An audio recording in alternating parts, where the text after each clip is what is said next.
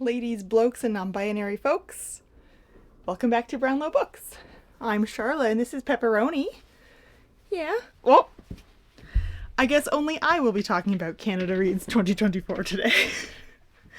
Bye, baby. Okay.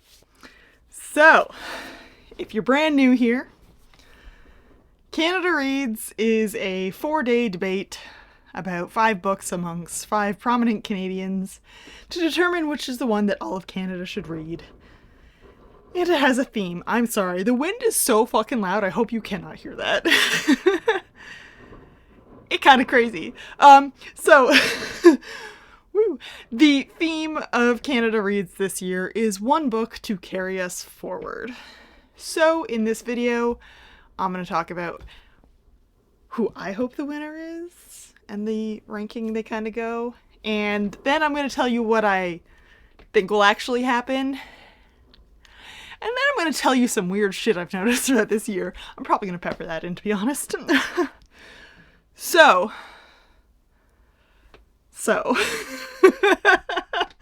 let's just get right into it. My lowest ranked book this year is probably no surprise if you've watched any of my reviews from them. That's not true. You don't have to watch this one specifically. I enjoy that this year they've included a little more genre-wise. I always enjoy that. You want people to read it. You don't have to have everything be a literary masterpiece, right? So, like, they've included horror, they've included romance. Like, I'm into it. Like, last year, a fucking graphic memoir one, and I was fucking ecstatic.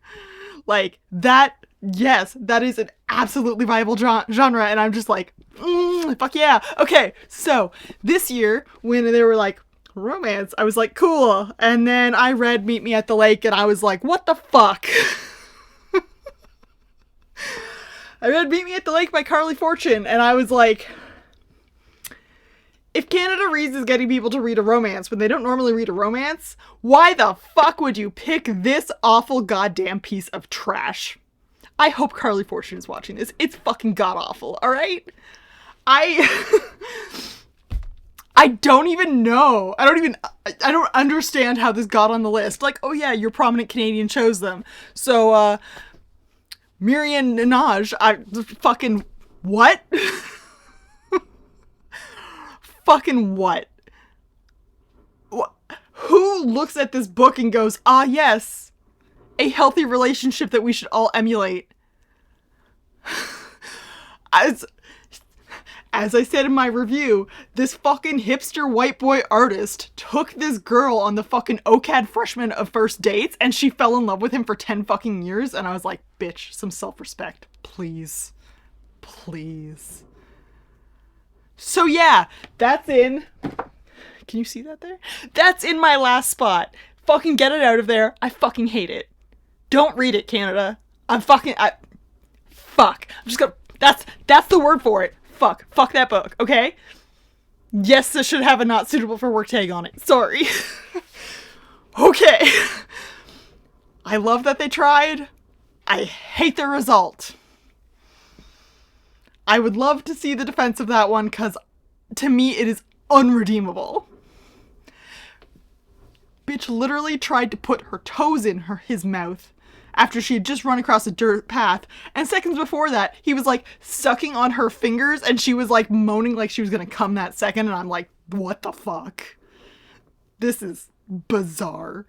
And like 8 pages of that sex scene right in the fucking middle, I was like, no, this is the worst. This is the second cringiest sex scene I have ever read.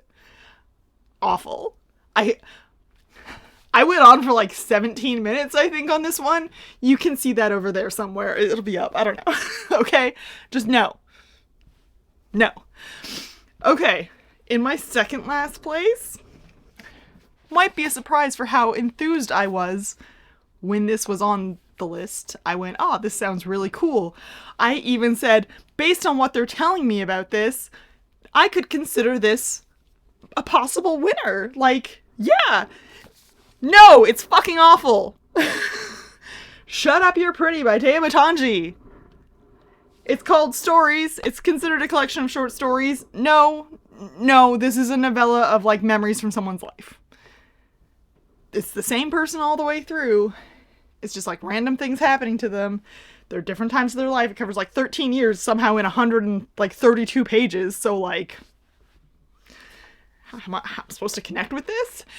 They're like, people can connect with this. It's, like, the great stories of, like, this girl who's just going through life and it's, like, all about femininity. And I'm like, no. No one can connect with this who has a fucking modicum of self-respect. Who can make a single decision for themselves in their lives. Who can take accountability for literally anything they fucking do, okay? Just fucking no. You can also watch this very long fucking review somewhere, alright? I did not like. It is not a thing you can connect with. It is not... Just no. There's a person out there who's going to read this and be like, oh my god, this is like the greatest thing I've ever read. But like, you want this to connect with all Canadians? It's not going to fucking happen. So it comes second last. The only reason it comes before Meet Me at the Lake. What is the reason for it becoming before Meet Me for the Lake? I guess because it didn't leave me indifferent, but I kind of fucking hated Meet Me at the Lake too. So like, how the fuck am I going on about this? I don't know. Okay. In my third place, I'm kind of deciding this as I go, to be honest. No, I thought about it. I have The Future by Kathleen LaRue, translated from the French by Susan Oriou. This is being defended by, where's my notes, Heather O'Neill, who is another author from Quebec. So, it is a post-apocalyptic Detroit, where it was Fort Detroit was never handed over from the French to the British. I don't know Detroit history, so I don't know when that was, to be entirely honest. I'm gonna guess it was like the Revolutionary War, a little before that. I don't fucking know. I don't know. I don't really care, to be honest. So yeah, this was billed as Lord of the Flies, which is one of my most hated books that I have ever read because fuck high school and their English courses that make you want to never read a book again. Anyone else have that? Because I fucking had that. You're like, you're telling me to read a book? I'm not going to read the fucking book. I want to read a book? Oh, you're making me analyze it now? Fuck you! Alright, and now look what I do. Okay, so, post-apocalyptic Detroit. Woman goes there looking for her murdered daughter's children. Her daughters. There's this, like, society of children living in a forest, in a park. There's, like, this element of magical realism, like, houses that are burned down, like, rebuild themselves. Like, there's some cool stuff in here. The whole second part is focused on the children, and I fucking hate it. And I was talking to my friend about it, because she's finally reading it, whereas I've read it, like, a month ago now. And, she was like, I'm doing the audiobook. It is literal baby talk. And I was like, fucking gross. I'm glad I read it instead of listening to it, because, like, I would have, nope. I would have noped the fuck out of there. So yeah, there's parts of it I really like. I like the first part, I like the third part. I hate the second part, I hate the fourth part. So it kind of evens out to the middle for me. So yeah, I would put this in like the third place spot. Again, there's a review out there somewhere you can click on. I keep going like this as if I'm going to remember to put it on the top of the screen. Like, what? I have a whole Canada Reads 2024 playlist. If you want to go look at that and watch all of my reviews, as well as my reaction to the long list and the short list. I did read Bad Cree in October before it was announced on Canada Reads, so it's a little bit different. Okay, which leaves us with two books, Bad Cree and Denison Avenue. This is where I have a problem. I enjoyed both of them for different reasons. Bad Cree is it's classed as a horror. It is like a really soft horror. Like, you read Mexican Gothic last year, you'll have no problem reading Bad Cree, okay? Like, I would argue it is less horror than that. It's just, you know, it's kind of similar where it's like a supernatural kind of horror and very cultural. I think I gave it away. Okay, so I come down to those two. And, like, I was not enthused about Denison Avenue when I was reading, like, what it was. And then I read it, and I was like, okay. Yeah, shut up, you're pretty disappointed me, and Denison Avenue made up for it. Like, I was like, I'm very confused right now, because I had my winner. I read Denison Avenue last, and then I went, oh, fuck, do I actually have a winner? So, yeah, Bad Cree was several months ago that I read it, so I'm kind of like, am I actually remembering it correctly, or do I have this lens on it of, like, I read it at this time, and then, oh, it showed up on Canada Reads, so, like, that's great, but, like, I don't know. I don't know. Okay, so, like, in my mind, I'm doing what I think I want. So, in second place, Denison Avenue by Christina Wong and Daniel Innes. I love how this book flips. I'm not gonna lie. People keep billing it as like a graphic novel. It is not a graphic novel. It happens to be a novel written very interestingly with like the spacings and like blank spots, and it's kind of like this fills in. It works. It works. I don't know how to explain it entirely, but it works. And then, like I said, you flip it over, and that's where you have the illustrations, right? So it's not like, because like this is just words. You have to read it from that side. This is just words. So like, it's not a graphic novel. I'm tired of people calling it that. That's not what it is. But yeah, it follows Chosum, whose husband has died, and she's now on her own, and she takes to collecting recyclables off the street for both an income and to keep busy and be social. And it's like her watching the neighborhood change after she's had this like huge life change. And to say it made me feel things would be a lie. The things it made me feel were fear, because it is my biggest fucking fear to be left alone without my husband and old and not able to do anything for myself. Okay, so the biggest fault I have with this fucking book is that my copy is a brand new print and it fucking stinks. It gave me a little bit of a headache while I was reading, because it is a brand new print, and like the ink and the paper like is a very thick, luxurious, like I don't know what, vellum? Is that the word? Like it's a smooth like photo kind of paper, which makes this very dense and heavy. But it's also the smell of like the brand new ink like hasn't kind of faded yet, and it's just like a lot of the senses. It's literally my problem with it. Which leads me to my winner, Bad Cree, Jessica Johns. I remember loving this book and finding it to be something entirely different than what I was told it was going to be, but in the best kind of way. Like, that happened with Shut Up You're Pretty, and I was like, fuck this book, you lied to me. This one lied to me, and I was okay with it. I enjoyed it. It was fantastic, okay? It is a horror, as I said, but it's like, it's more about, like, grief and Mackenzie finding her way again after that, like, her sister died, and she was like, she feels bad, and she has no connection to her family, she's far away from them, like, just the way it all works together, and all of the fucking aunties and everything, I'm just like, yes. So, like, in the context of one book to carry us forward, I mean, they all have a merit to that. Because they're all kind of like past to future. We're going forward. I will give it that. They're all like, this is how we're moving forward. Fuck Meet Me at the Lake and the way they move forward. That's god awful. Shut Up You're Pretty. You're moving forward because time is moving. That's it.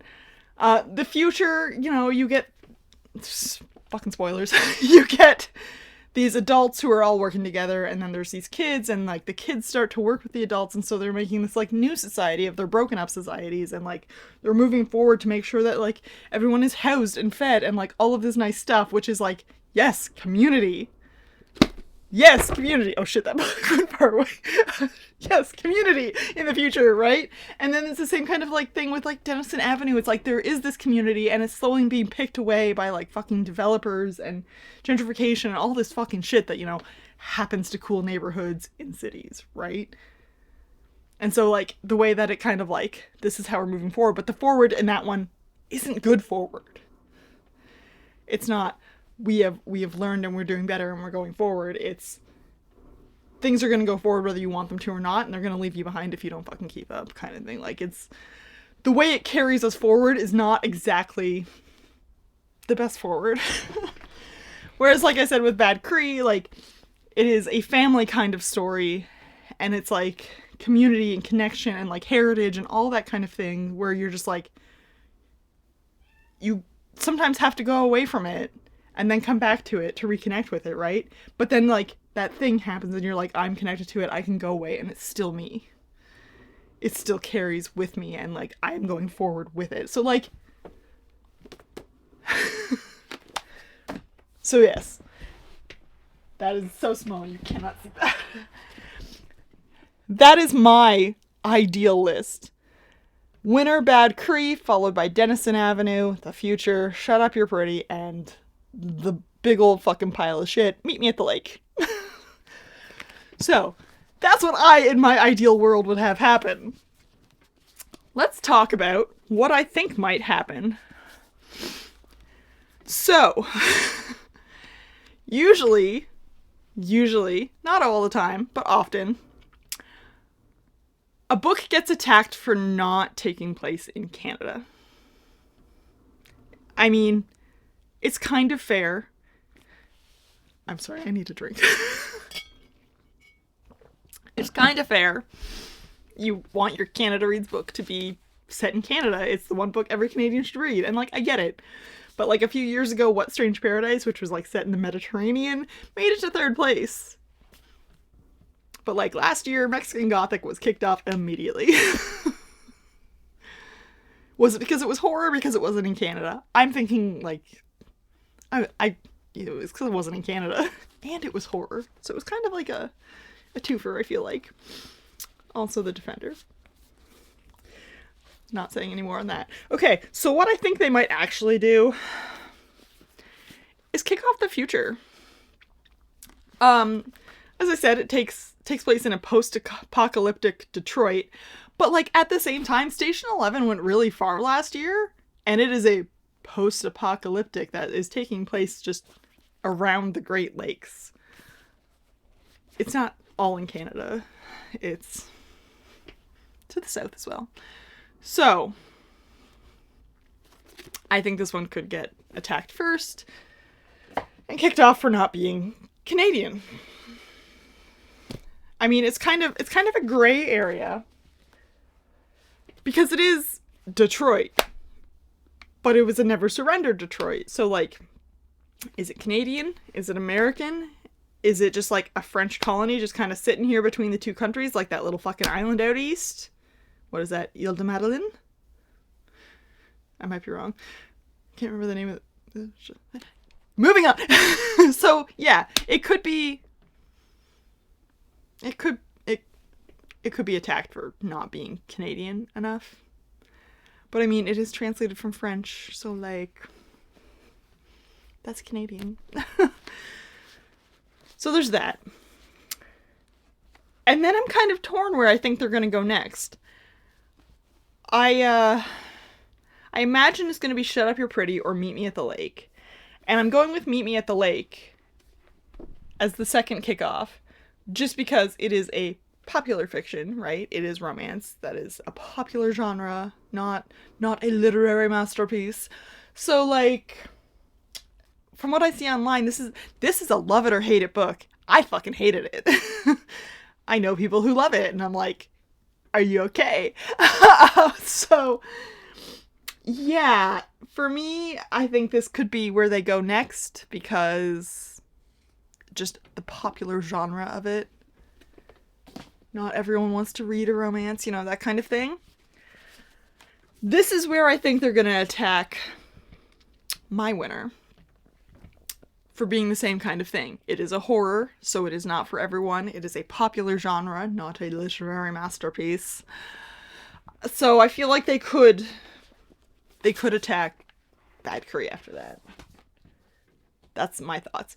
But I also, at the same time, I'm kind of like, they might not attack it because they did not have their Indigenous book last year. Whereas the previous two winners before that Johnny Appleseed, and Five Good Indians, winners. Because, you know, for a hot second, Canada wanted to deal with its shit and then it went back to normal. Right? Right. Okay. So I feel like that could kind of get in the middle there. And then I'm torn.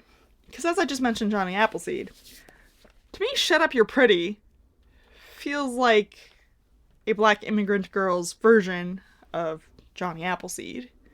It is a lot of sex and drugs and just not having a good life, and it's just kind of like, this is the circumstances you've been put into because you're a black immigrant. But at the same time, it's like, you've made those choices to get you to where you are.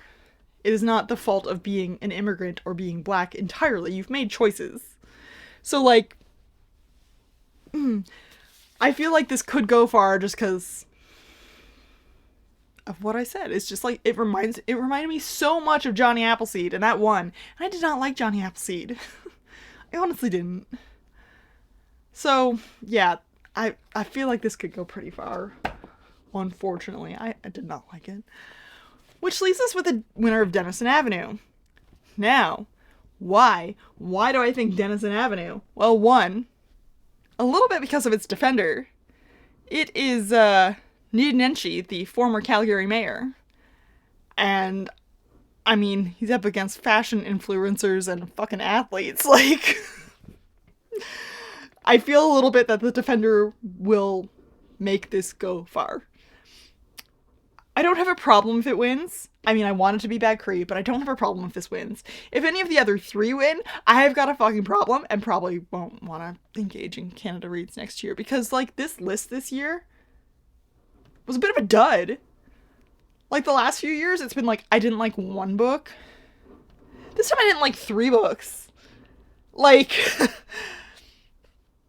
yeah. So, not super enthused about what I think is gonna happen, which is this. But, yeah. So you've seen, I'm gonna hold it up for you again. This is how I think they might end up. Will they, won't they? We'll find out on Monday when the debates start. It's 4 days. 4 days, 5 books. You can watch it on CBC. Stream it on CBC Gem. It'll be on CBC Radio. You'll find it. Or you can watch it after, because it's going to be fucking everywhere, right? If you want. Or you can just not engage at all. That's also a perfectly fine option. Most people I know don't. So, that's that. Now I want to talk to you about the weird fucking shit I've noticed of this year. 4 of these books, 3 to 4, take place in Ontario. Bad Cree is the only one that does not take place in Ontario, with the future kind of like being like, is it Ontario or is it not? Because it's fucking Detroit, which, like South Detroit is Windsor. So, I felt that was kind of odd, that they were all kind of around the same area of Southern Ontario, except for Bad Cree, which is also kind of why I think I like Bad Cree more, because, I'm from Ontario. Sometimes it sucks. We have a Ford as a fucking... like, it's... Sorry, I just enjoy shit talking a Ford. Okay, anyways, that's a weirdness. The other weirdness is the release date of these. 4 of them came out in 2023, and 1 came out in 2019. Now, the future in French has already been out there. It was translated in English in 2023. And so I'm like, why so many newer releases? As I said, last year had Station 11. So in 2023, we were talking about Station 11, which was published in 2017. You know, some of these books, like, normally there's a good mix of years of the books. Like, they do not all come out at the same time. So it feels very specific that these were all kind of, like, 4 out of the 5 were literally last year. One of them was in fucking September of 2023. You know when they released the long list? December, okay? What genocide funding bookseller partnered with CBC to make this happen? so that they could get people to buy all of the books from them. I made the very conscious effort of buying from an independent bookstore. I bought all of mine from Rookery in Cambridge, except for Bad Cree that I already had, as well as Meet Me at the Lake, I already had. So I bought the 3, and I bought other books when I was there too, because you cannot put me in a bookstore and not expect me to buy books. Every time I go there, I'm like, I'm only getting 2 or 3. 6 books later. It's a problem. I'm not going back for a little while, unfortunately. Sorry, Alice. But yeah, I made the conscious effort to buy from independent bookstores over the genocide funders that are in my town. So, there's that. 3 of these are debut novels, which I found interesting. So it kind of goes along with like the new releases. They are debuts, they are new releases, because like they're less likely to be heard of. And I'm wondering if that's a conscious effort of, these are not hugely popular books, most people have not heard of these, like, let's push them. CBC is not very transparent about how, 1, the defenders get chose, 2, how the books are chosen, because they release a long list of like 15 books. And I'm like, does that mean you have 15 defenders who have chosen those books and now you're just like picking 5 of them from behind the scenes or something? Like, I don't understand fully how they get to this. And I've got good Google foo, and I have not been able to find out. Like, I am stalking, I am looking, I am going to places on the internet I don't like. Reddit. How it's all chosen, there's just not a lot of transparency.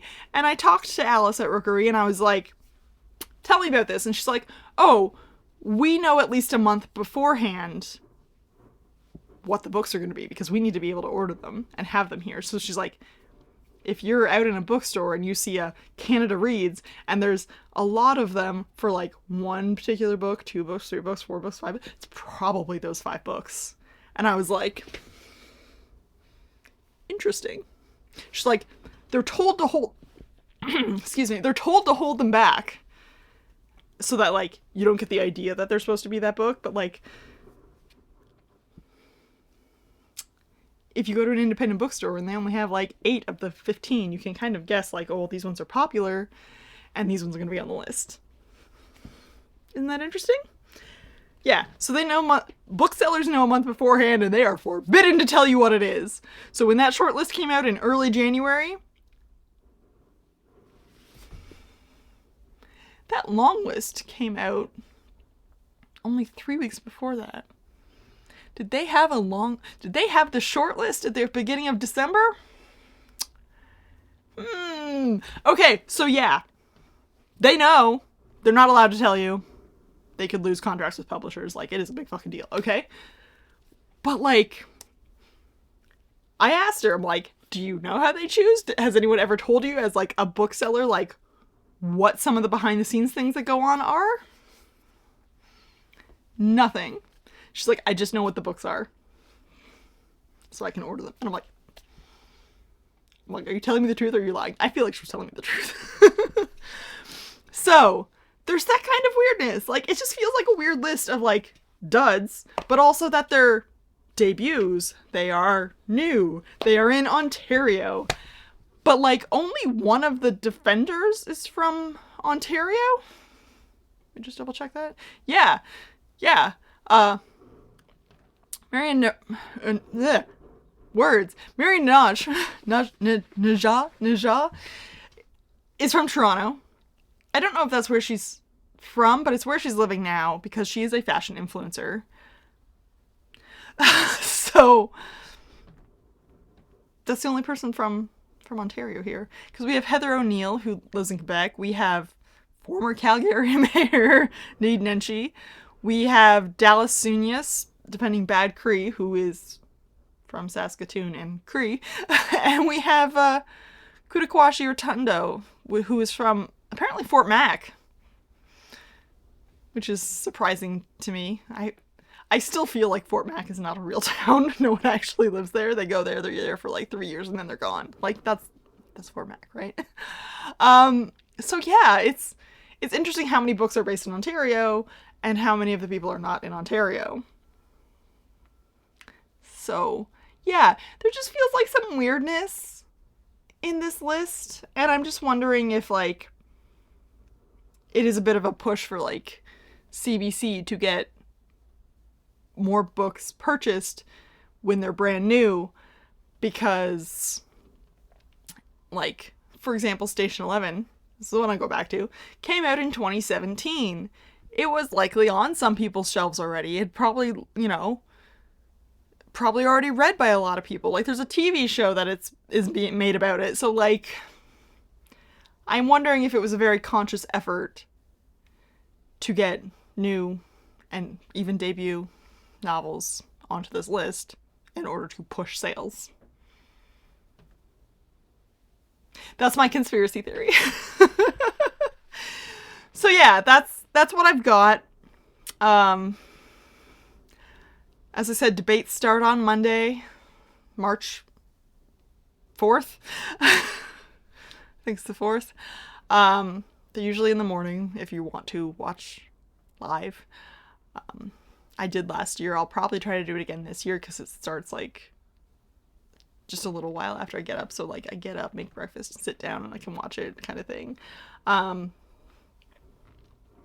We will see what happens. There probably will not be another video of me talking about Canada Reads. I didn't do it last year. I don't think I'm going to do it this year. Unless something god-awful wins, in which case I will be back here yelling about how fucking stupid the judges are and how I'm never engaging with Canada Reads ever again because meet me at the, like, fucking one. That's the only way. So, thanks for hanging out. I will see you around next time. Don't forget to like and subscribe if you want more of this, like, sweary nonsense chaos.